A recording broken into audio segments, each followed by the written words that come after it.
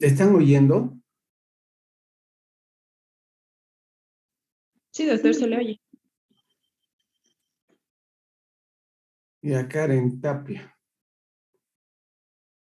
o Karen Tatiana.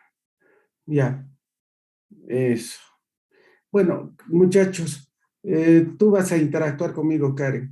Cuando uno habla de lupus, inmediatamente asocia al lupus eritematoso sistémico, porque es la forma más grave de lupus, ¿verdad? Pero en realidad hay tres formas de lupus clínicamente.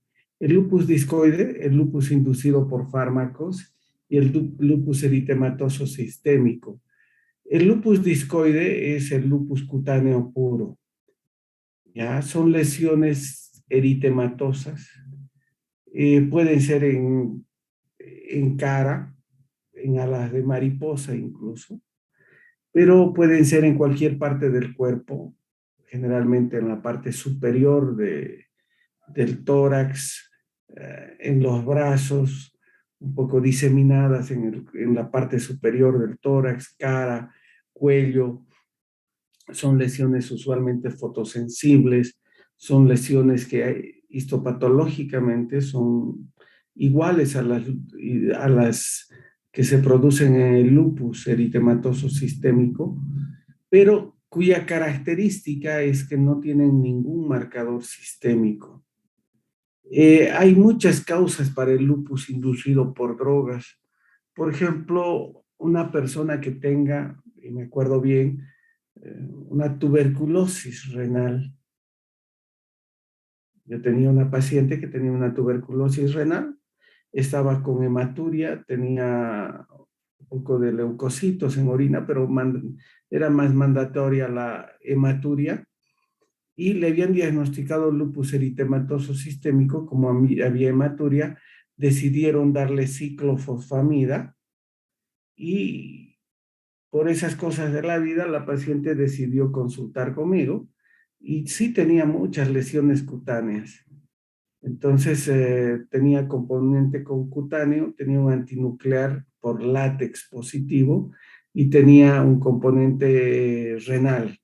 Con ese argumento le iban a dar ciclofosfamida, les decía.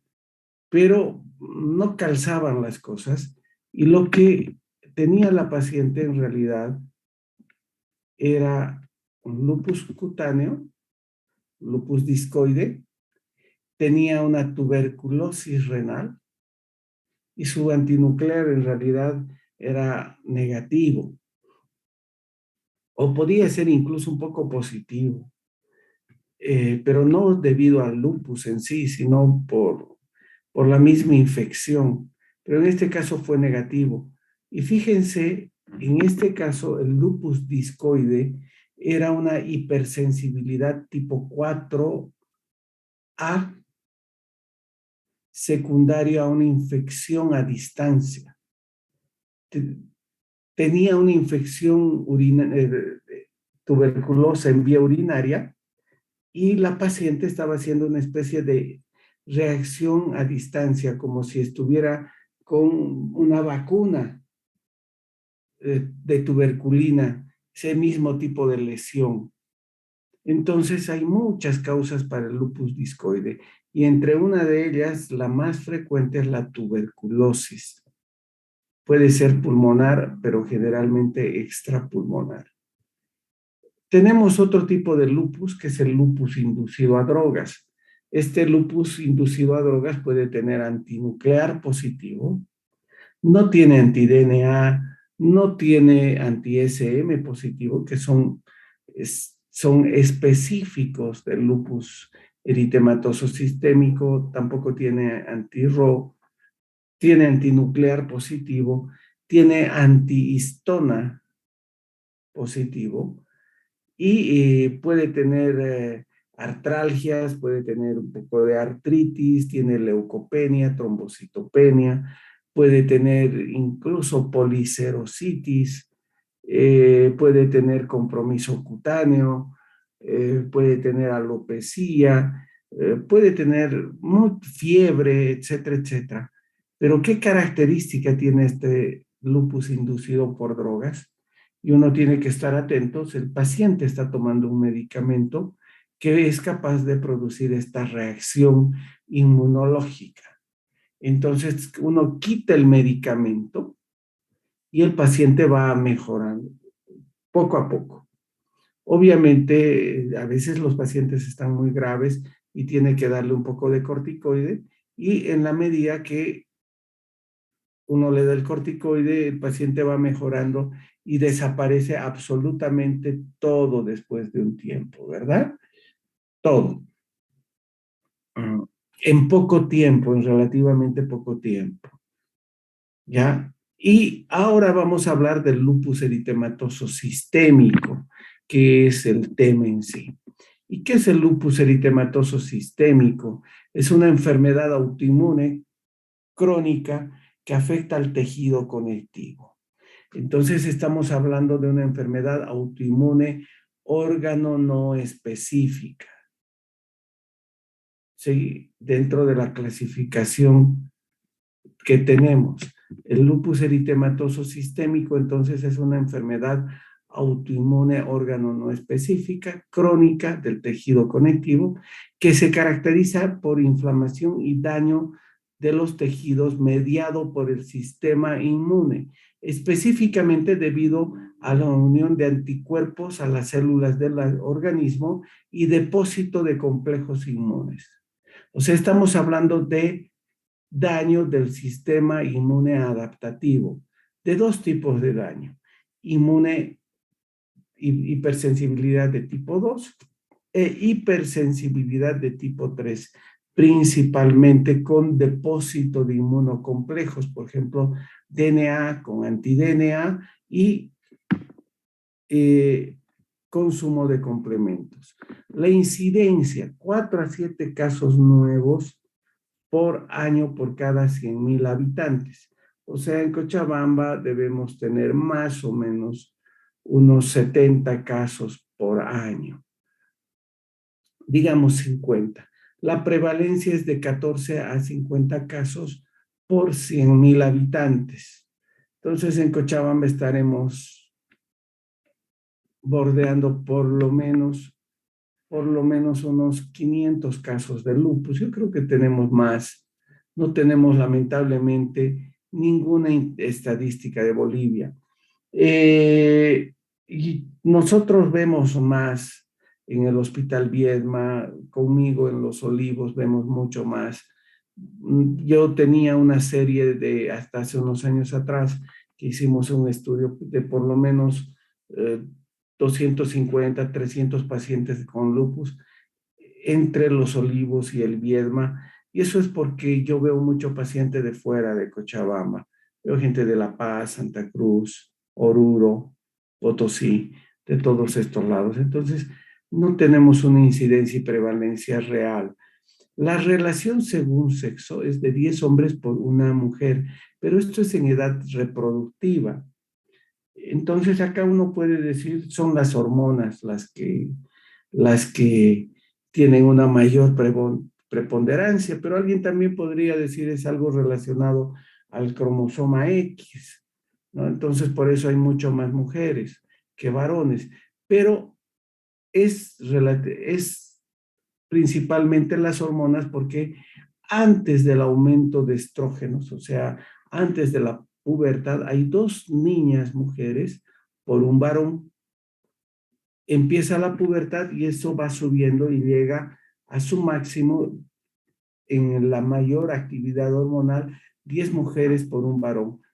Entra la mujer en menopausia, ya en climaterio, y baja esa incidencia luego a una mujer o 1 poquito más por un varón. La edad de inicio es alrededor de los 30 años. Por lo tanto, estamos hablando que la gran mayoría de las mujeres son mujeres jóvenes en edad fértil. Por lo tanto, el embarazo no es algo raro, ni está contraindicado en lupus eritematoso sistémico. No se olviden, el embarazo no es, primero se produce embarazo, el índice o la fertilidad en el embarazo no está disminuida, la fertilidad en embarazo no está disminuida y el embarazo no está contraindicado en lupus, siempre y cuando la mujer esté por lo menos 6 meses con lupus inactivo y con un lupus sin medicación, ¿ya? O sea, con lupus inactivo y sin medicación inmunosupresora. Los factores predisponentes, factores genéticos, y hay factores gatillantes. Siempre que en toda enfermedad del sistema inmune hay factores genéticos, muchachos. Y esos genes, hay genes relacionados al HLA y genes no relacionados al HLA. En cualquier enfermedad del sistema inmunitario, hipersensibilidad, autoinmunidad, eh, autoinflamación, hay genes, sobre todo, perdón, acá, en toda enfermedad relacionada al sistema inmunitario hay factores genéticos predisponentes. Genes relacionados al HLA siempre van a estar relacionados con inmunidad de tipo adaptativo. ¿Por qué? Porque el HLA es el que presenta lo propio y el extraño, ¿se acuerdan? ¿A quién? Al linfocito T, a través del TC receptor y el HLA. ¿Se acuerdan? Les he explicado esto.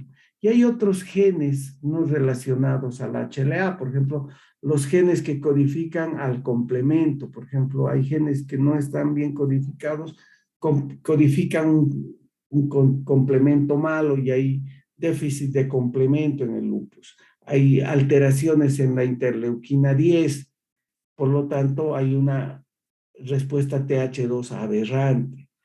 Presencia de células autorreactivas. Normalmente las células autorreactivas son destruidas en el timo, pero por algún motivo estas células que son autorreactivas, autoinmunes por sí mismas, salen y escapan a esa restricción del timo. Escapan y se van a algunos ganglios, a la médula ósea, a los órganos linfoides secundarios.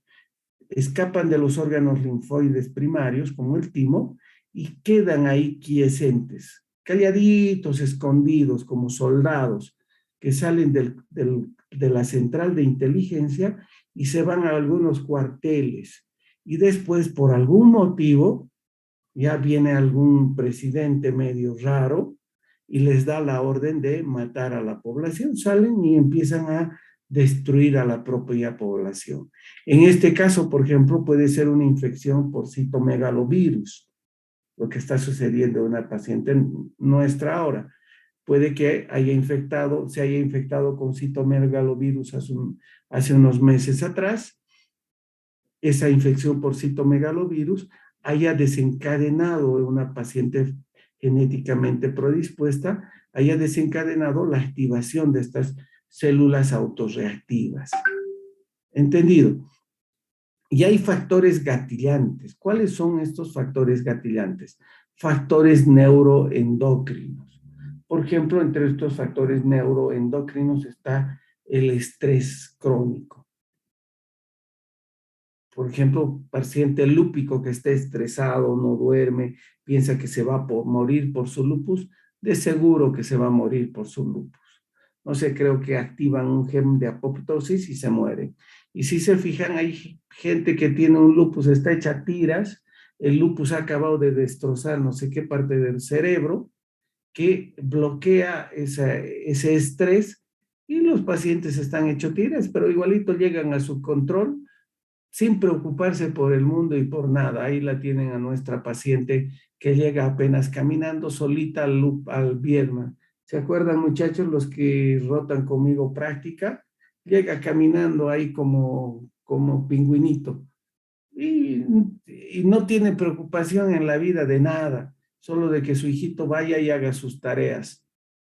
y de recogerlo del colegio. Ahora su hijo ya está grande, tiene 15 años, creo, o 12 años, ¿no?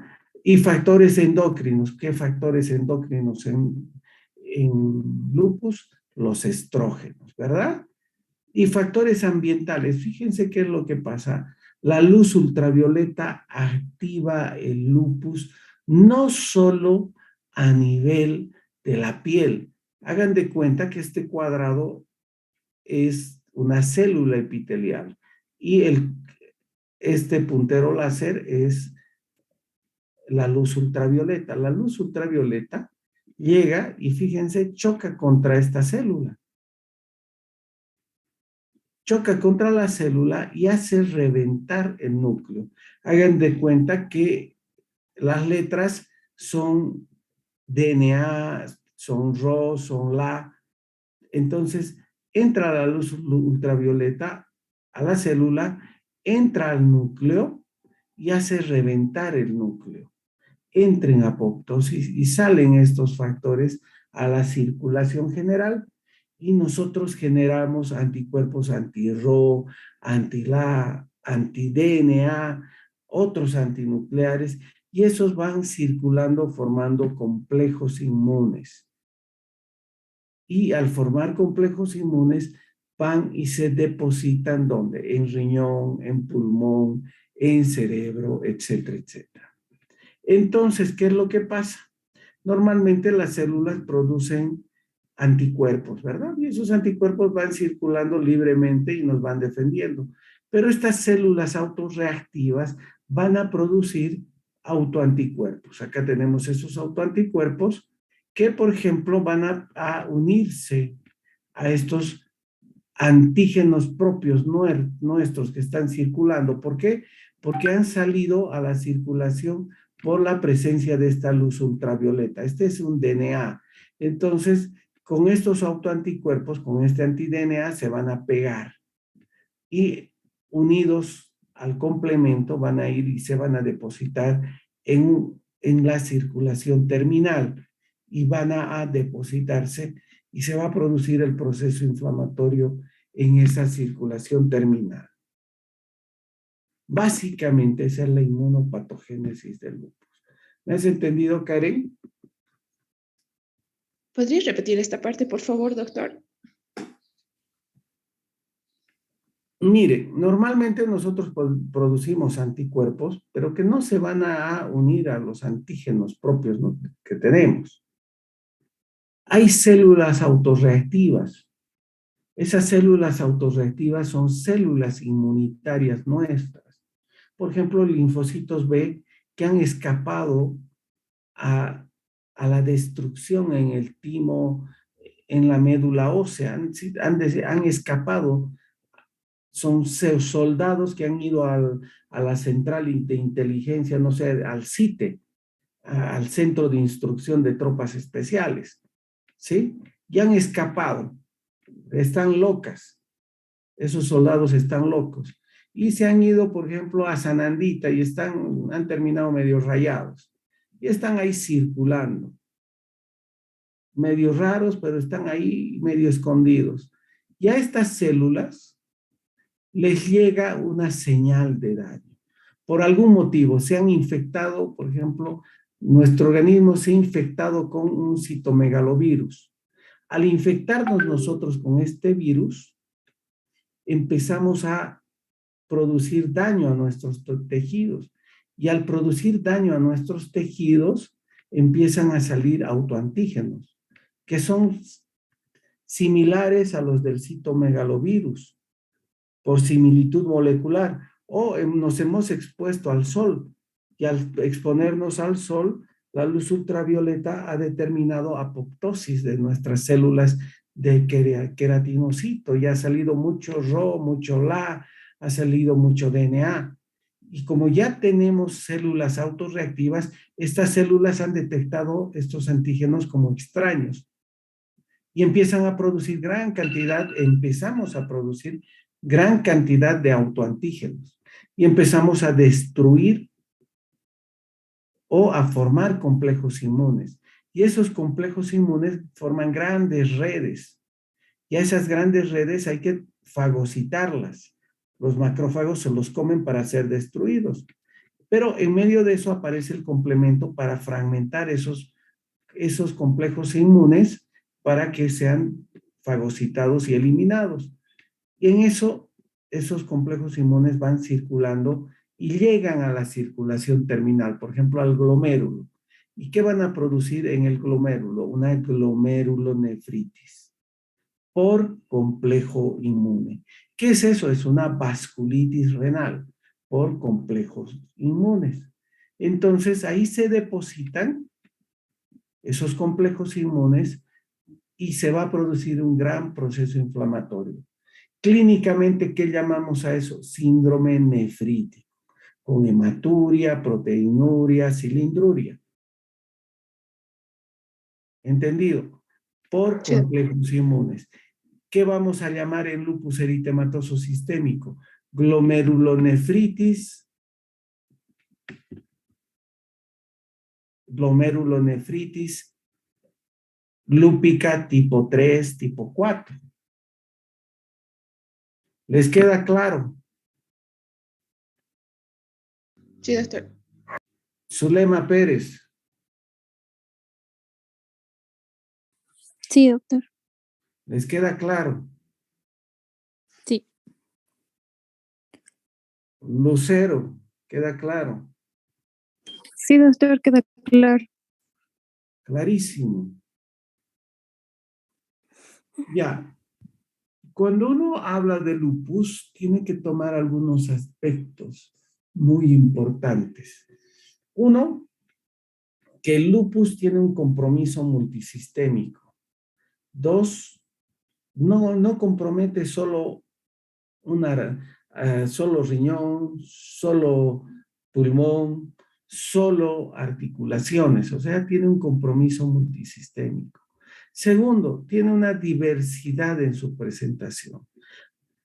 Hablamos de compromiso multisistémico porque es una enfermedad autoinmune órgano no específica. Segundo, diversidad en su presentación. Hay gente que tiene un compromiso lúpico renal, nada más. Hay otro que tiene compromiso hematológico. Hay otro, como hemos visto en consulta, solo policerositis y parece tener una tuberculosis pleural y solo tuberculosis pleural y no tiene nada más y tiene ANA-DNA positivo y complemento bajo. O parece estar embarazada y solo tiene una hipertensión portal por trombosis, parece ser a nivel de la microcirculación del sistema porta, ¿verdad? Y hay diversidad en su presentación. Es la enfermedad más rara que hay. Tiene un curso ondulante en el tiempo. Hay etapas en las que está muy activo el lupus y etapas en las que va a estar inactiva. Generalmente los 2 primeros años son muy activos y eso hasta el 5.º año. A partir del 5.º año el lupus en general entra en una etapa más tranquila, pero eso no quiere decir que después de 10 años no le venga al lupus la locura de reactivarse y de matar a la persona. ¿Entendido? Siempre hay que estar atentos con lupus. Es más, incluso después de muchos años, unos 5 años, luego de haber hecho estragos, una nefropatía lúpica, haber recibido tratamiento, luego de 5 años de tratamiento, uno retira todo, incluso toda la serología puede ser negativa. Por eso hablamos de un curso ondulante a lo largo del tiempo. Y existen manifestaciones que se acumulan a lo largo del tiempo.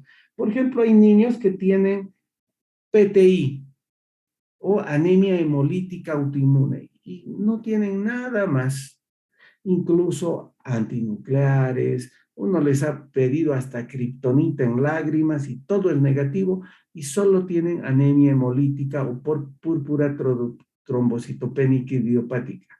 Y así están muchos años. Y después, eso digamos a los 9, 10 años.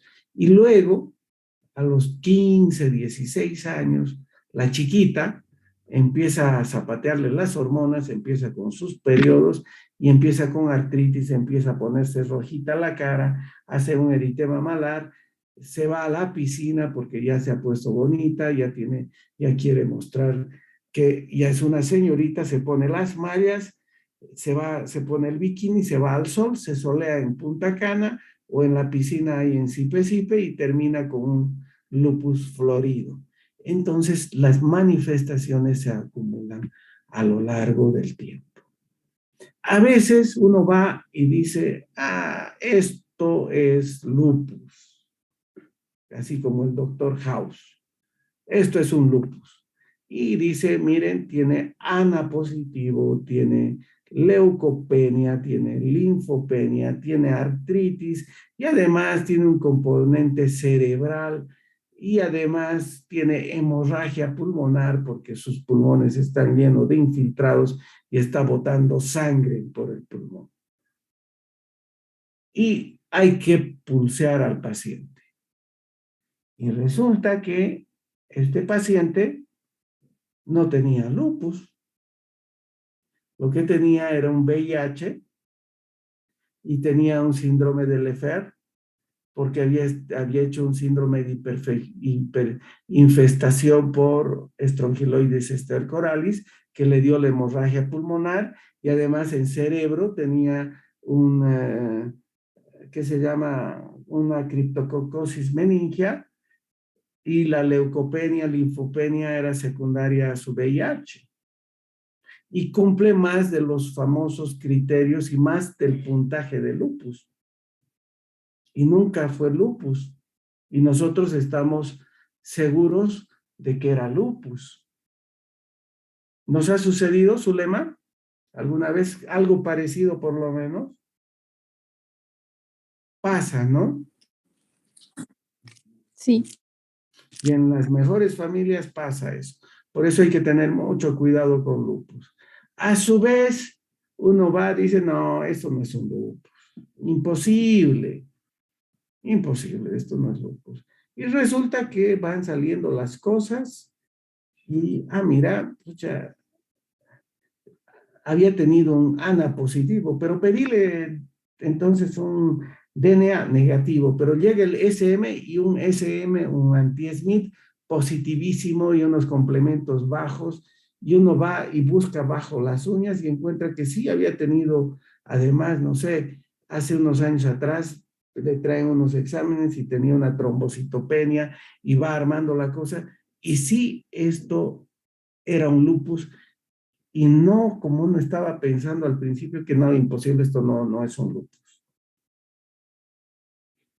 Entonces, siempre hay que estar atentos con el lupus, nos da grandes sorpresas. A veces uno está seguro de que es lupus y no es lupus. Y a veces uno dice, no, esta cuestión no es lupus. No, imposible, no es lupus. Y termina siendo lupus. Entonces uno siempre tiene que tener la mente abierta. Y no solo para el lupus, sino para toda enfermedad. Eso, muchachos, los que están pasando práctica conmigo y acá en la teórica, que no son muchos, pero son, como decíamos en mis tiempos, no somos muchos, pero somos machos. Así, llévense como enseñanza estas dos figuras. En medicina a veces uno está seguro de algo y no es. Y a veces uno va con esa idea de que no es y termina siendo. Por lo tanto, siempre, muchachos, ustedes tengan la mente abierta. Tengan la mente abierta y vayan acomodando su pensamiento. No es que sean malos o no es que va cambiando. No por defender una postura equivocada son mejores médicos. Más bien, uno que va acomodando de acuerdo a lo que va pasando y va evolucionando al paciente, no se equivoca y el que se beneficia es el paciente. Mañana vamos a hablar acerca de los criterios de clasificación, cómo han surgido, qué valor tienen, y no se olviden como mensaje, acá hablamos de criterios de clasificación. El diagnóstico lo hace el médico.